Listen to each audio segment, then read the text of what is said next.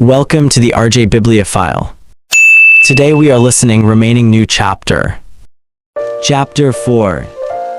Auto-suggestion, the medium for influencing the subconscious mind. The third step toward Rich's auto-suggestion is a term which applies to all suggestions and all self-administered stimuli which reach one's mind through the five senses. Stated in another way, auto-suggestion is self-suggestion. It is the agency of communication between that part of the mind where conscious thought takes place and that which serves as the seat of action for the subconscious mind. Through the dominating thoughts which one permits to remain in the conscious mind, whether these thoughts be negative or positive is immaterial. The principle of auto-suggestion voluntarily reaches the subconscious mind and influences it with these thoughts. No thought, whether it be negative or positive, can enter the subconscious mind without the aid of the principle of auto-suggestion, with the exception of thoughts picked up from the ether. Stated differently, all sense impressions which are perceived through the five senses are stopped by the conscious thinking mind and may be either passed on to the subconscious mind or rejected at will. The conscious faculty serves, therefore, as an outer guard to the approach of the subconscious. Nature has so built man that he has absolute control over the material which reaches his subconscious mind through his five senses, although this is not meant to be construed as a statement that man always exercises this control. In the great majority of instances, he does not exercise it, which explains why so many people go through life in poverty. Recall what has been said about the subconscious mind resembling a fertile garden spot, in which weeds will grow in abundance, if the seeds of more desirable crops are not sown therein. Auto-suggestion is the agency of control through which an individual may voluntarily feed his subconscious mind on thoughts of a creative nature, or by neglect, permit thoughts of a destructive nature to find their way into this rich garden of the mind. You were instructed, in the last of the 6 steps described in the chapter on desire, to read aloud twice daily the written statement of your desire for money, and to see and feel yourself already in possession of the money. By following these instructions, you communicate the object of your desire directly to your subconscious mind in a spirit of absolute faith. Through repetition of this procedure, you voluntarily create thought habits which are favorable to your efforts to transmute desire into its monetary equivalent. Go back to these 6 steps described in Chapter 2 and read them again very carefully before you proceed further. Then when you come to it, read very carefully the 4 instructions for the organization of your mastermind group, described in the chapter on organized planning. By comparing these 2 sets of instructions with that which has been stated on auto-suggestion, you, of course, will see that the instructions involve the application of the principle of auto-suggestion. Remember, therefore, when reading aloud the statement of your desire, through which you are endeavoring to develop a money consciousness, that the mere reading of the words is of no consequence unless you mix emotion or feeling with your words. If you repeat 1,000,000 times the famous Emil Coué formula, day by day, in every way I am getting better and better, without mixing emotion and faith with your words, you will experience no desirable results. Your subconscious mind recognizes and acts upon only thoughts which have been well mixed with emotion or feeling. This is a fact of such importance as to warrant repetition in practically every chapter, because the lack of understanding of this is the main reason the majority of people who try to apply the principle of auto-suggestion get no desirable results. Plain, unemotional words do not influence the subconscious mind. You will get no appreciable results until you learn to reach your subconscious mind with thoughts or spoken words which have been well emotionalized with belief. Do not become discouraged if you cannot control and direct your emotions the first time you try to do so. Remember, there is no such possibility as something for nothing. Ability to reach and influence your subconscious mind has its price, and you must pay that price. You cannot cheat even if you desire to do so. The price of ability to influence your subconscious mind is everlasting persistence in applying the principles described here. You cannot develop the desired ability for a lower price. You and you alone must decide whether or not the reward for which you are striving, the money consciousness, is worth the price you must pay for it in effort. Wisdom and cleverness alone will not attract and retain money except in a few very rare instances where the law of averages favors the attraction of money through these sources. The method of attracting money described here does not depend upon the law of averages. Moreover, the method plays no favorites. It will work for one person as effectively as it will for another. Where failure is experienced, it is the individual, not the method, which has failed. If you try and fail, make another effort and still another until you succeed. Your ability to use the principle of auto-suggestion will depend very largely upon your capacity to concentrate upon a given desire until that desire becomes a burning obsession. When you begin to carry out the instructions in connection with the 6 steps described in the 2nd chapter, it will be necessary for you to make use of the principle of concentration. Let us here offer suggestions for the effective use of concentration. When you begin to carry out the first of the 6 steps, which instructs you to fix in your own mind the exact amount of money you desire, hold your thoughts on that amount of money by concentration or fixation of attention with your eyes closed until you can actually see the physical appearance of the money. Do this at least once each day. As you go through these exercises, follow the instructions given in the chapter on faith and see yourself actually in possession of the money. Here is a most significant fact. The subconscious mind takes any orders given it in a spirit of absolute faith and acts upon those orders, although the orders often have to be presented over and over again through repetition before they are interpreted by the subconscious mind.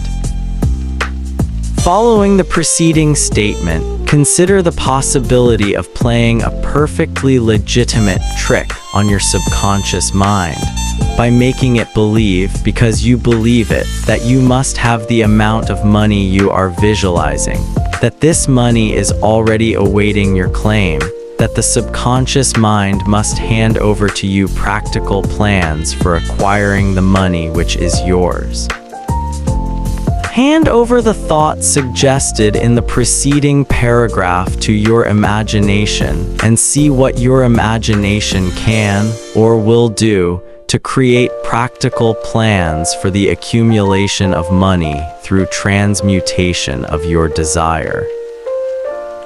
Do not wait for a definite plan through which you intend to exchange services or merchandise in return for the money you are visualizing, but begin at once to see yourself in possession of the money, demanding an expecting meanwhile that your subconscious mind will hand over the plan or plans you need.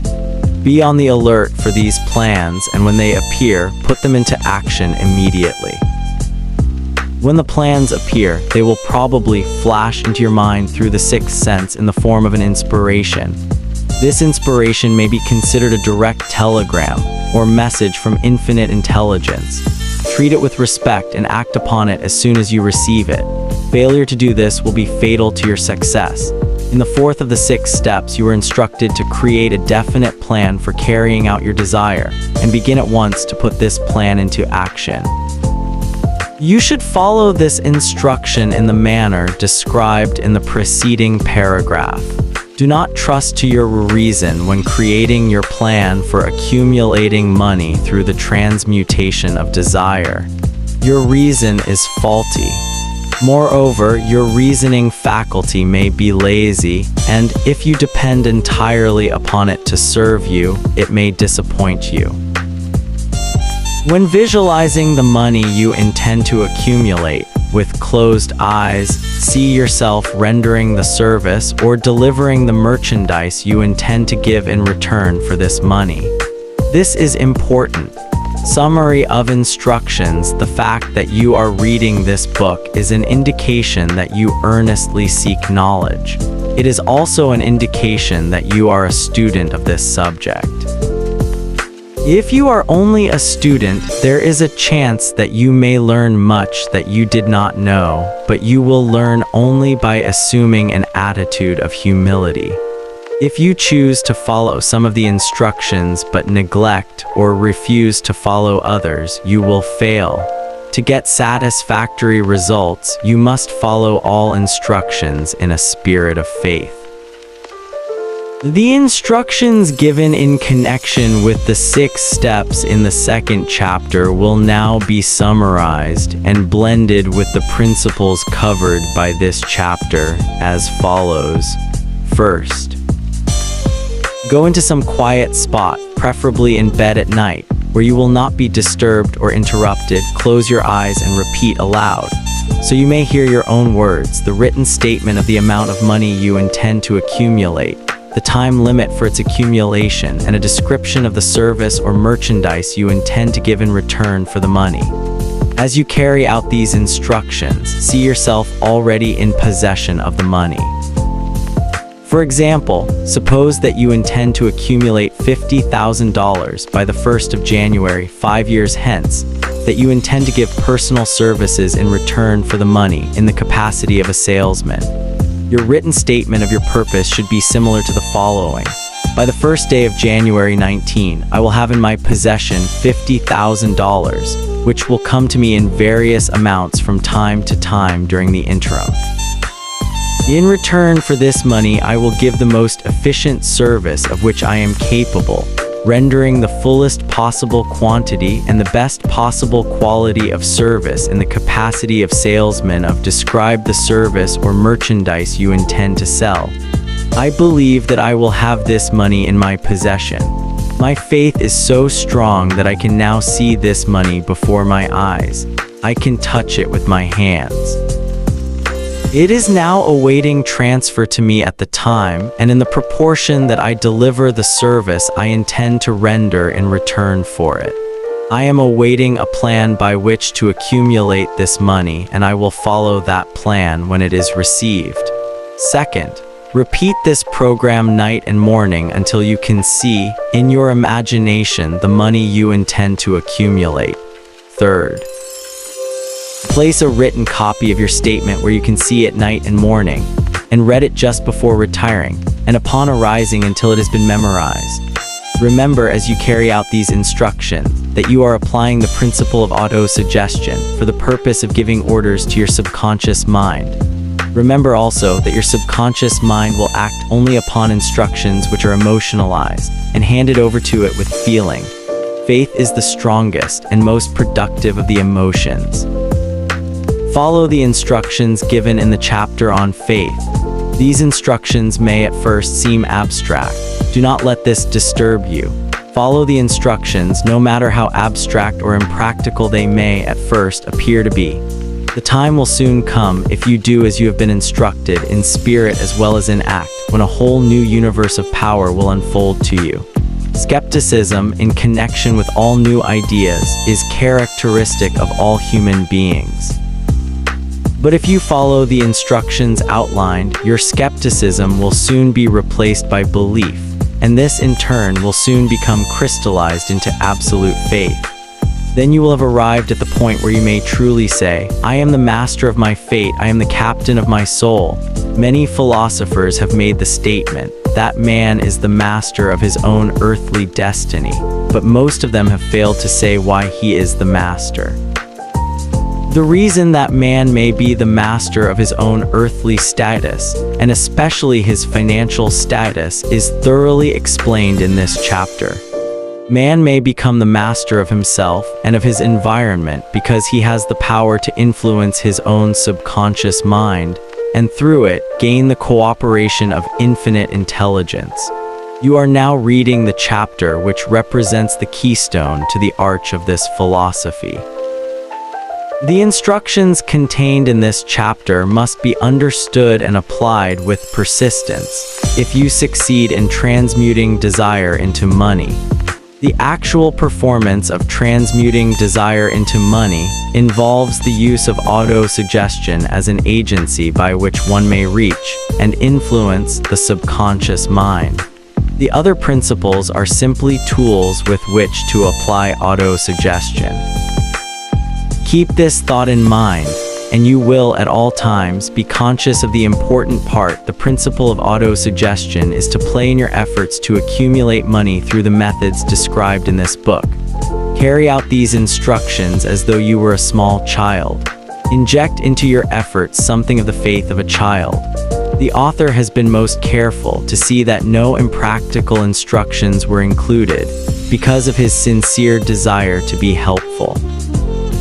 After you have read the entire book, come back to this chapter and follow in spirit and in action this instruction.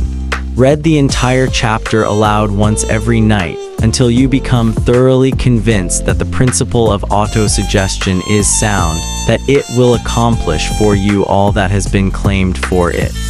As you read, underscore with a pencil every sentence which impresses you favorably. Follow the foregoing instruction to the letter, and it will open the way for a complete understanding and mastery of the principles of success. Thank you for watching. Please like, share, and subscribe the RJ Bibliophile.